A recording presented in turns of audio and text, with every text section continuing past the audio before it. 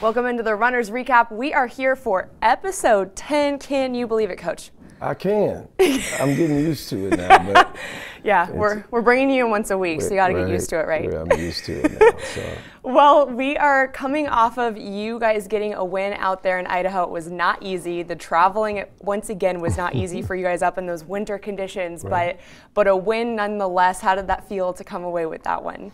Well, it's always, the flight's always better after a win. The food tastes better once you get back, and the fellowship with the guys are much more fun when you win.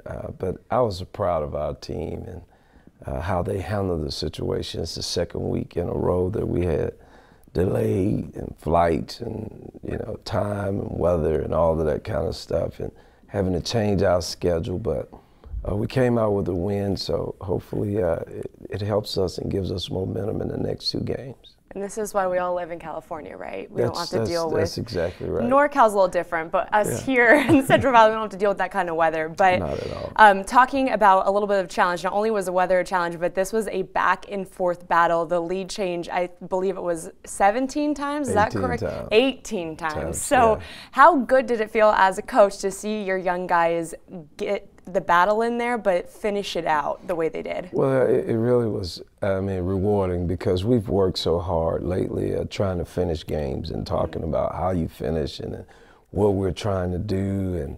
And I thought our guys were really, following the game plan, but more important, I thought they were excited about being in a position on the road to have an opportunity to win.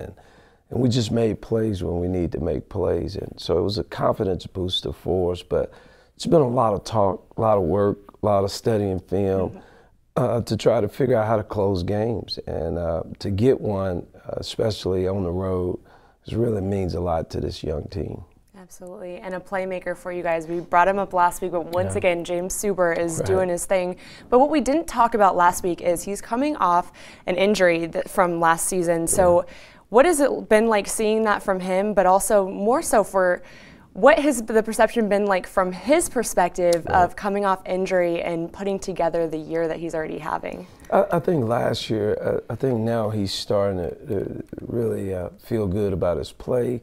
But I think last year, sitting on the bench and watching our team, after a team the year before went to the NIT Final Four, and now you can't do anything about it. You can't help your team win from the standpoint of getting out there competing. You're kind of watching from the side. And I think now he's cherishing every moment. I think it means something to him every time we hit the floor. And he's trying to get all he can out of his senior year, and he's trying to help our team. And I think that's what's been kind of the turnaround in his play. We really challenged him that he needed to step up for us and because he's a senior, he's been around, show more leadership, but also be more productive, and he's answered the call. And how good is that, Coach, to see a veteran lead that way after what he's dealt with, the adversity that he's had to overcome, but then step up the way he is? And I'm sure that kind of trickles down. I'm sure the young guys are seeing that and just being like, at least I would think motivated by what he's been doing. Well, we could see it already because Darren Person, who was out last year with a hip injury and had a major surgery on his hip, and just now he's playing and seeing James step up and really play recklessly out there. I mean, he's really throwing his body around, taking charges, blocking people out, diving on the floor. And just this week alone, after talking with Darren, I had to sit down with him and said, listen, we don't need to pull up an NBA guy. We don't need to pull up this guy that maybe played 10 years ago. You have a guy right here that is showing you how to play coming off an injury, the desire and the effort. And this week we've seen that from Darren Person. He has really stepped up, and it's also Darius Williams. So I think it's starting now. You kind of have that first game, everybody kind of look around. Now you have a second game, then you have a third game. Now guys are starting saying whatever he's doing is working.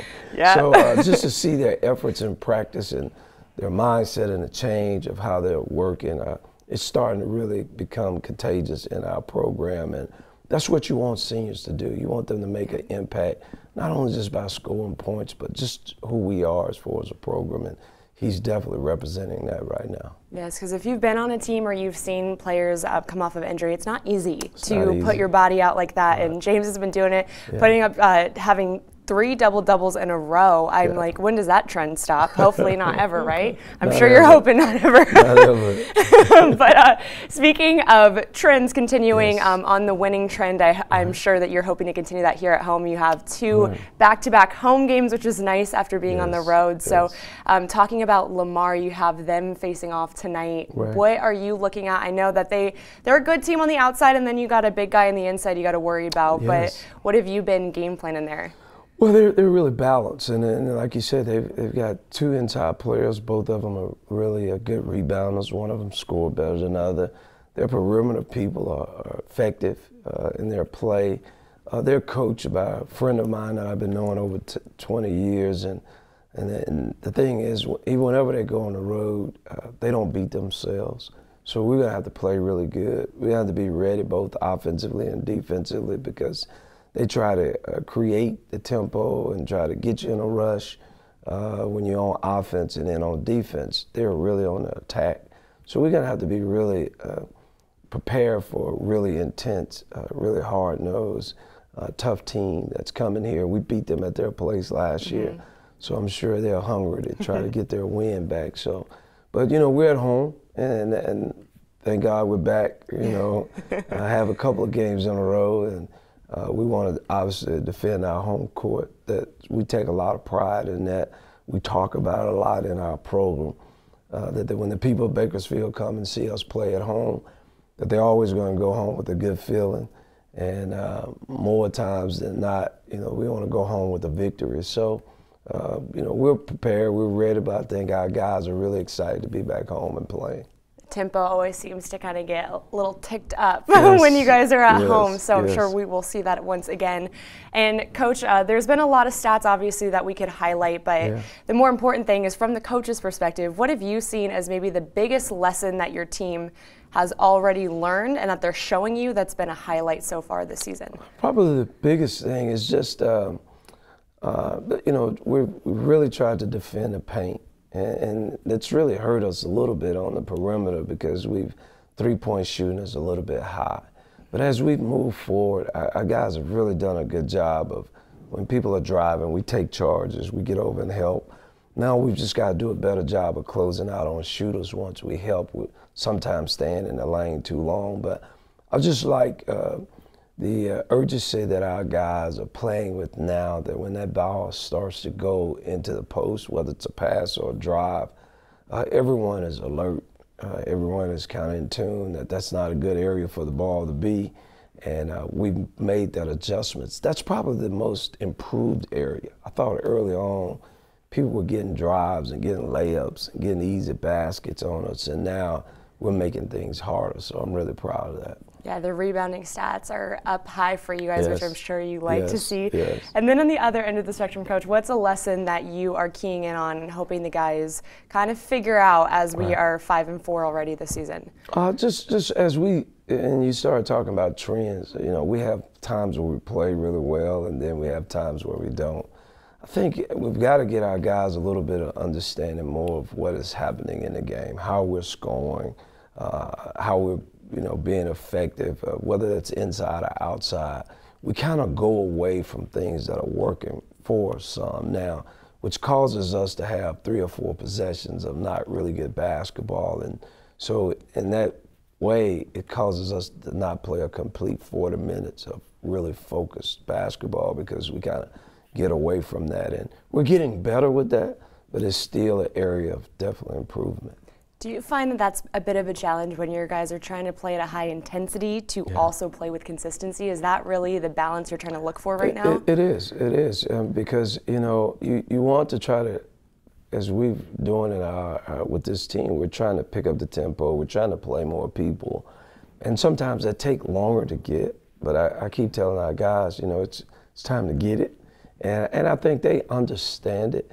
But as I was mentioning, the urgency about defending the paint, if I think we have that same urgency about what we're doing and our discipline as far as offense, I think we'll be a whole lot more effective. And I think our guys are getting better at it, but it's an area, again, that I definitely want to improve with, because to score 80 points, you need to have some consistency. Right. And we're a team right now, we can score 15 points in about 3 minutes, but then we may go 5 minutes and score 2 points. And you want more consistency across the board. All right, speaking of that consistency, starting five is kind of, you've been mixing the puzzle pieces there. Have you figured it out just yet, or is this still a work in progress here, figuring that number? I'm really close. I made a change in the last game, started Greg Lee and Justin Davis, 2 forwards alongside of James Subert, and I kind of like that. And I think that may be our starting five. We'll start them tonight and kind of see how the flow. It takes Justin Davis a little bit different from what he's been doing, but I like that group. I like our versatility where we can play different guys at different positions. And Greg Lee and Justin Davis are interchangeable. And now I just want, hopefully, that we can get a flow with that five. But I feel good about that group. Feel good about the rotation we have off the bench. So hopefully we can stay with these guys, they can stay healthy, and we can find that starting five and the rotation that we've been looking for. That's the fun, right? When you have a deep bench and a lot of players, a lot of talent, you can kind of mix all the pieces together and figure it out, I'm sure. Yes. All right, Coach. Oh, man. You know what time it is. It's not that time again, is it? Is your seat burning? Because you're in the hot seat. It's burning. Breakdown with Bards. We're going to bring some not so random questions, but I like to get your brain flowing here. Yes. So my first question for you, Coach, can is. I say something before? Yes, of course. If I don't answer well today, it's because we have a game tonight. Okay, so let's make sure that. So the excuses are already flying. Yes. Well, Coach, I'm not making it too hard. Okay. I'm just letting you speak from the heart. You did great last week. We'll just try to get that going again. Okay. All right. So starting off with the tough one, hopefully not. For you as a head coach, what do you think makes you different? Because there's a lot of things that make coaches kind of similar, but for you, what do you think is the point that really stands out? I truly, truly care about what happens with our student athletes.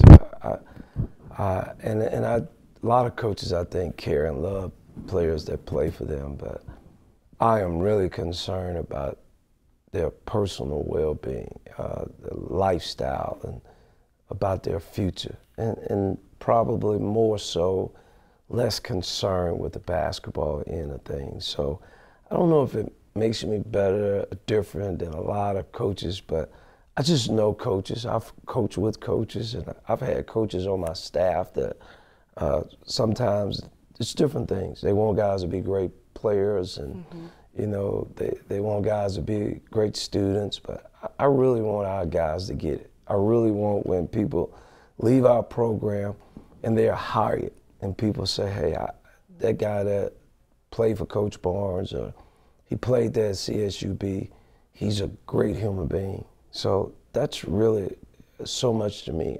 Points, rebounds, I love coaching the game, competitive, want to win, want to be successful. But I want when our guys leave here and cross the stage that they're good family people. They're good citizens. They're productive in life, no matter what profession or what they may do. And that really means a lot to me. Yeah, well, I can tell you, I love the game, but I love the people more. I think a lot of us are drawn to that. So we respect that from you. So that's a good. That wasn't too bad. No, that's a good point. But maybe this one's harder. You just set me up. Yeah. Well, what has been overall the consistent biggest challenge for you as a college coach?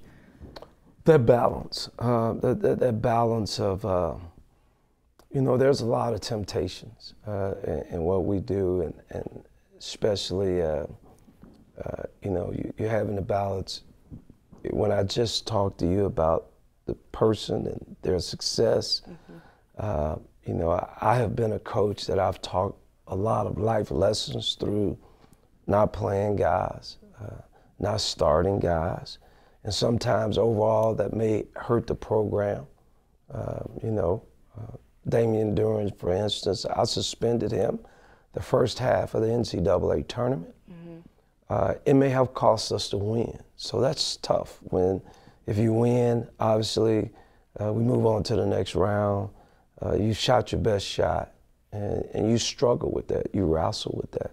And that becomes really, really difficult. It's difficult to know you need a big guy, and there's someone you may be able to get out there, but their character of who they are is not in line with what you're trying to do in your program. So do you sign him, bring him here, take a chance? It doesn't work out, you know. So that's the struggle for me, because as much as we say it, winning is what keeps my job. Success is what the community, the athletic department, the administration wants.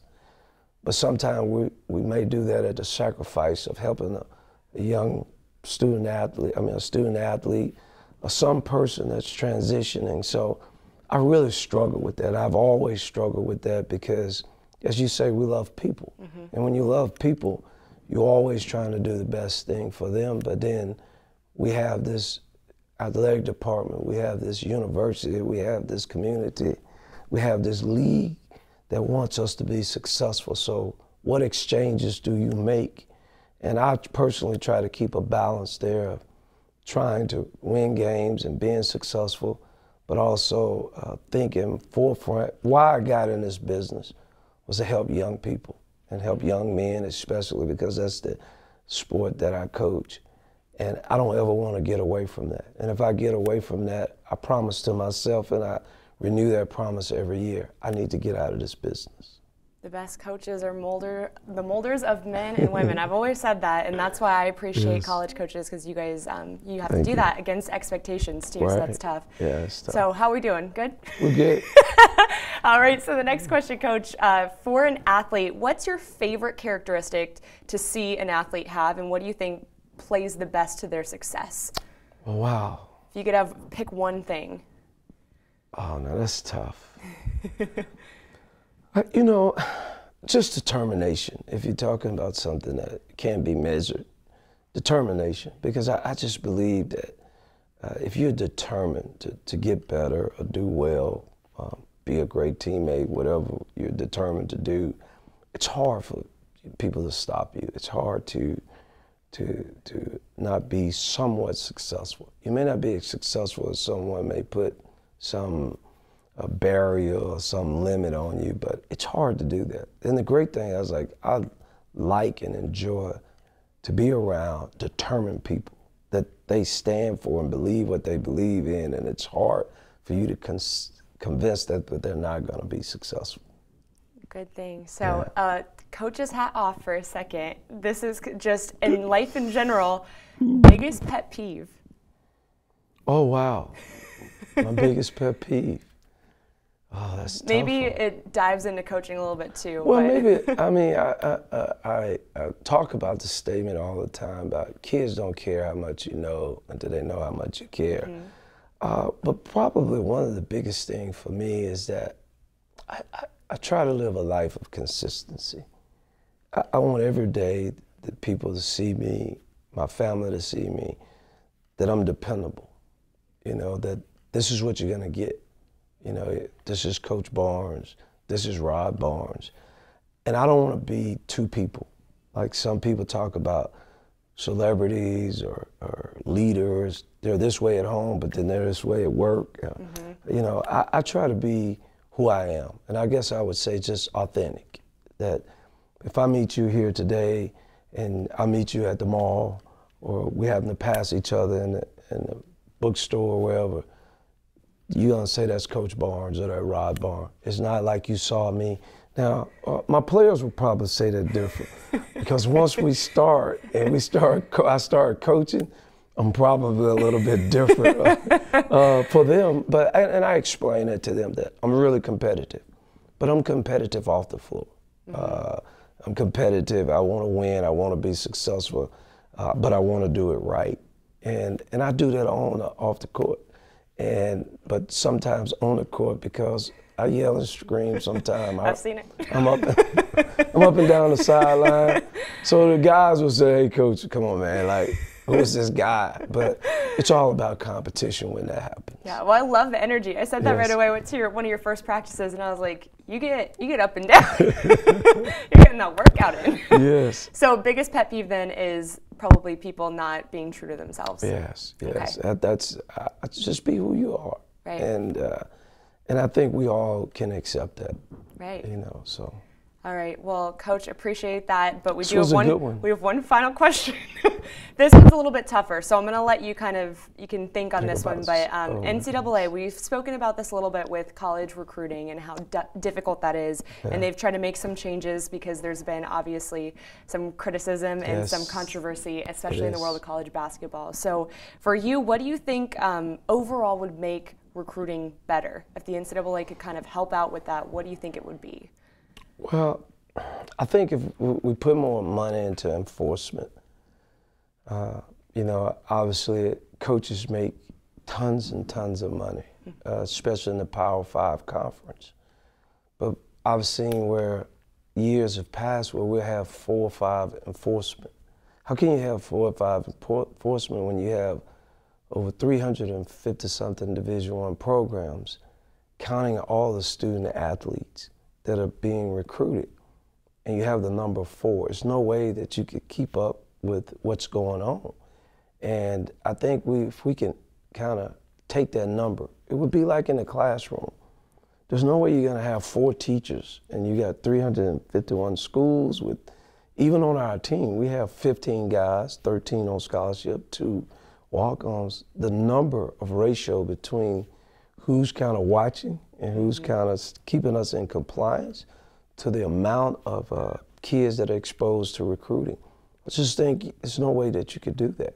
And I think because of that, because a lot of coaches, a lot of student athletes, a lot of parents know that, you know, kind of the boss or the cop or whoever you want to say, the enforcer is not around, it's much easier to do things that are wrong. I also think that in certain situations, if someone breaks rules at whatever level, now we have level 1, level 2, level 3, all this kind of stuff, that they're out of coaching. And coaches for myself, and I have been one that have gone by the rules. I see guys all the time that nothing happens. So what would make me not want to do it? You know, what would make me not want to make where some of these guys are making $3-4 million? Because I could have access to paying some student athlete, you know. Now, just because of the type of person I am and my beliefs, that you don't break rules and laws just to break them or whatever. Because I got to live with myself. I don't want to embarrass my family, the university, the city I coach in, and all of that kind of stuff. But why wouldn't you? If I'm a person that family is struggling, we don't have much, and I have access to a better life, then that's a difficult situation. So I think when we have coaches who know better, we're taught, we have compliance officers on our campus, we talk about, they send us emails of the do's and don'ts. When guys intentionally, there are things that may happen that's unintentional. When guys intentionally break rules to gain an advantage, I think we've got to have stricter things happen personally to the coach, and we'll see some of this clean up. I don't believe that we did a really good job because we changed and we're trying to move from AAU to high school and bringing it back to the high school. I don't think that's going to help much. It's going to have people a little bit more thoughtful of it, but you always ask me about sayings and my belief. I think where there's a lot of money, you're always going to have certain level of corruption.